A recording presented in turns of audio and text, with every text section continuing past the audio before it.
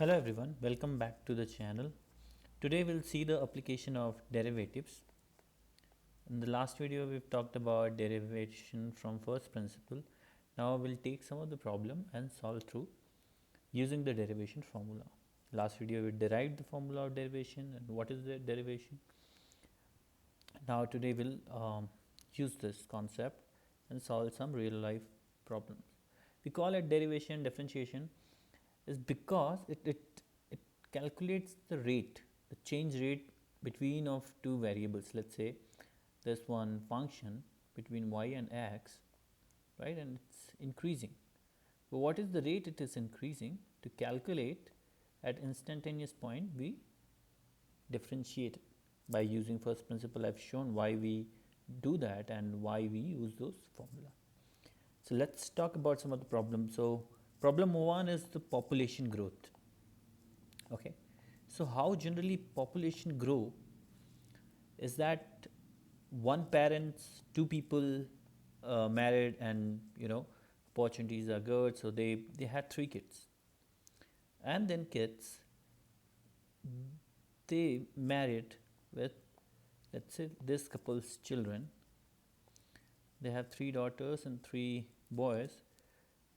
These two will make another pair, these two will make another pair, these two will make another pair, right? So you see, at a given time this population can be, so let's say if t is 0 is this situation, t 20 is this situation, and t 40 is this situation. So under the 40 years of bracket, the population has grown from 4 to how much? 3 plus 6 plus 4, assuming that these will not die. So 6, 4, 10 and 30, right? So but at instantaneous from 4 to 13, how much they have grown is that like 4 times, roughly 3 times, sorry, 3 times, right? But what should, if I ask at given time, what's the growth? Oh, let's say this is 2000, this is 2020, and this is 2040. But at 2010, I want to know what is the population growth is and what it will look like, right? So let's derive that formula. How do we get that? So let's assume that population at given time t is equal to 0 is p naught,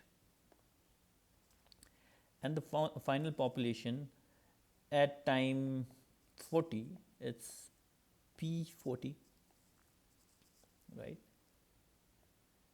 Okay, and how it is growing is that we can assume kind of exponentially. 2, it becomes 2 to 4, 4 to 8, assuming 2 children per person. So it's kind of growing like 2 ki power t, right? So we can write the equation is like p given time t 2 ki power t, right? But at least in the, let's say if time is longer, some people will die also, right? So if the dying rate is, let's say, death rate is, let's say, r, then this formula would look like p population at given time t will be 2 t minus r, and some constant here and some would be additional constant, let's say c. So this would be the equation, and at given rate, what would be the rate of population growth is that differentiate this equation with respect to time t, and it will give you, the k could be constant, and death rate I'm assuming to be constant. So what we will do is that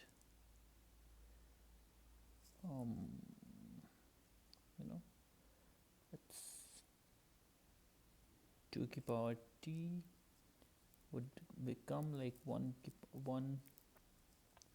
ki power t minus r, and then we'll again differentiate, it will come as a minus, right, and upon log 2. So this would be a given rate. This rate is declining, so that means the population will not grow steadily, but it will grow and then slightly saturate and then decline. So this growth rate is always declining. That's why this growth rate came inversely proportional to t. Let's take another problem.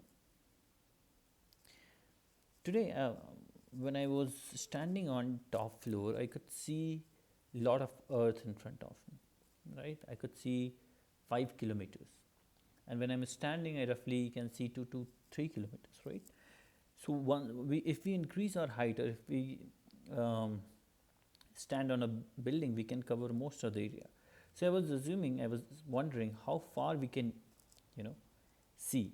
And if we increase our height, that means we can cover a lot of distance. So we'll see how that changes with height. So see, this is Earth, and we are standing here, right?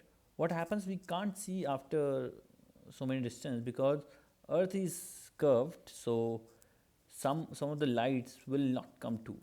Let's say this is the last part which whose light is coming to our eye, and after this point those light are not coming, and sometimes are scattered through atmospheric um, uh, you know atmospheric pollution, or because of the gases present. So let's see how far we can see, and assume this point is distance s from our eye side, and our height is h, and earth radius is r.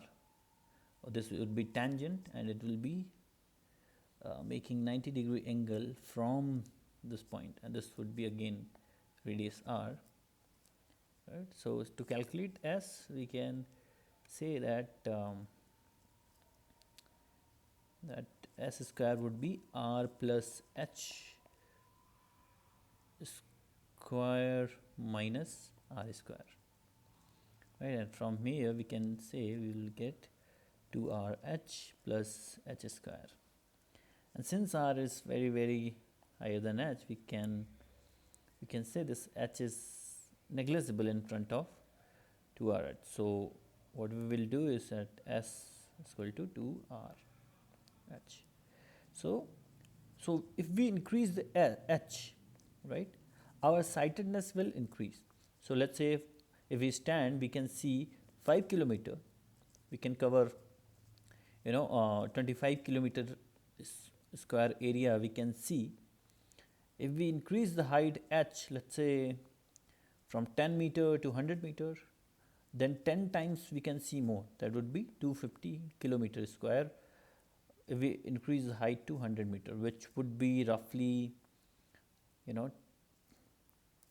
I think 30th floor. If we go to 30th floor, we can see whole city, which is roughly around this much area. But let's say if we go 1 meter up, then how much? For that, we need to find the rate of which is changing. So we'll differentiate this with respect to h, and this is under root, so it will come as under root 2r upon 2h, which will come r upon under root 2h. Sorry, this will be in under root. So it will come to under root 2h. So again, this rate is inversely proportional to h. That means if we go to 1 meter, we can see some more area, but if we get 10th floor or 20th or 30th floor, it's not that it's totally proportional, the rate will change. So that means if we can see from 1 meter increase, we can see 6 kilometer, then it will slow down, the rate will slow down, we will get the saturation. Let's see another problem in this.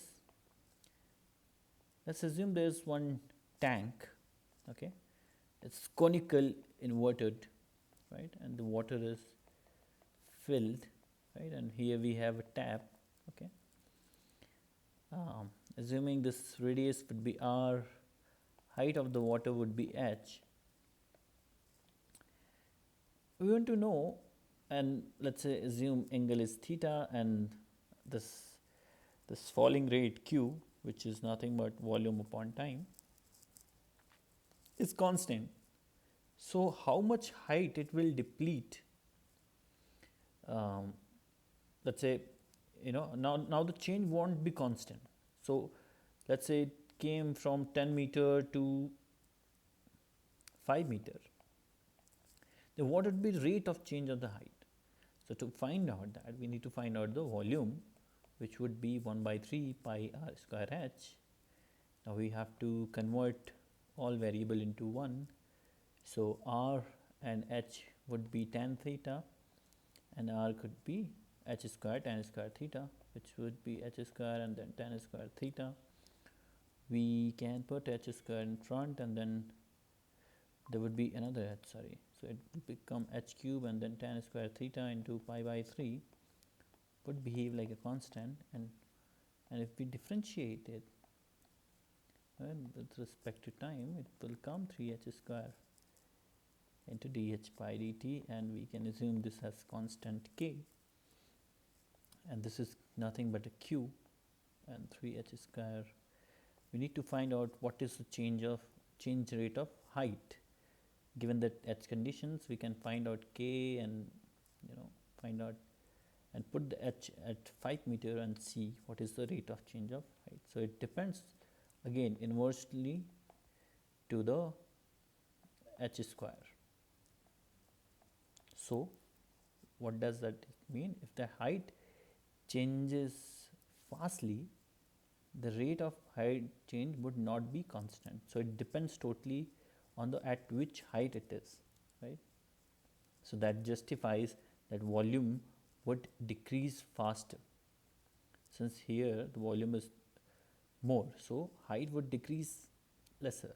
But as the volume goes up, the height will uh, deplete inversely, which is 1 by h square. Thank you.